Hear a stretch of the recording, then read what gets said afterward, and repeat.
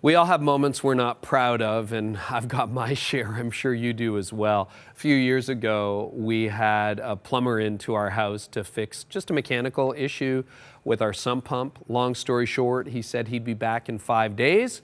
On day 4, I noticed water in the basement, and not just a little bit of water, a lot of water. I immediately called the plumber. He came back, he kind of got it fixed, and when it was all over, I said, well, what are we going to do about it? And he goes, well, it wasn't my responsibility. And I'm like, it was a mechanical failure, and you worked on the mechanics. And I brought in a couple of friends I had to look at it because I'm not the most mechanical person. And I said, what's going on here? And they said, no, it was definitely a mechanical failure. So I called the plumber back, and I said, what are we going to do? Like, at this point, we're out thousands, maybe $10,000 worth of damage in the basement. It was a finished basement. And he said, not my fault. I got to tell you, I was frustrated. I was angry. I said to him, hey, why don't you claim it on your insurance? And he just stonewalled us. So I was basically out of the money. And I haven't been that angry in a long, long time. I'm not proud of my anger, but we ended up eating the cost. We didn't want to claim it on our insurance, so we paid for it out of pocket. And we'd been saving money, but not saving for someone else's irresponsibility. But I was so frustrated.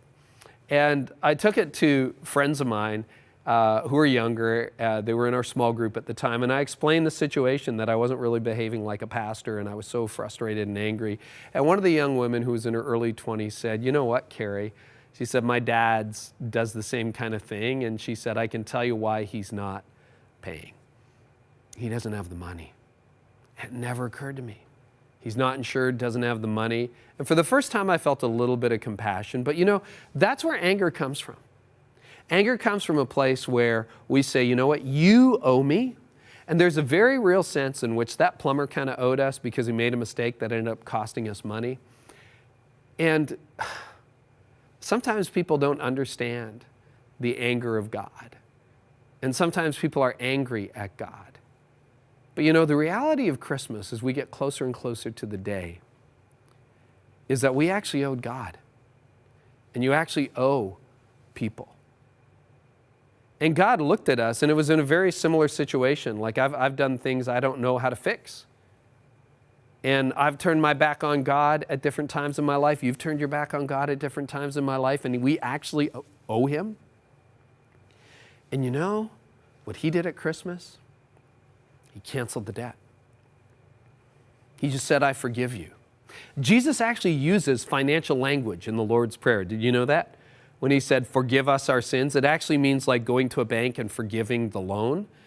God canceled our debts. So the question I want you to wrestle with as you head into Christmas is this: whose debt do you need to cancel? Who do you need to forgive?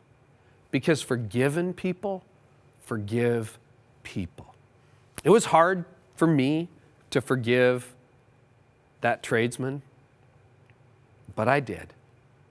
And he actually owed us, but I actually owed God, and you actually owed God, and God forgave us in Jesus Christ. Forgiven people forgive people, even the people who really owe them. So who do you need to forgive as we head into Christmas?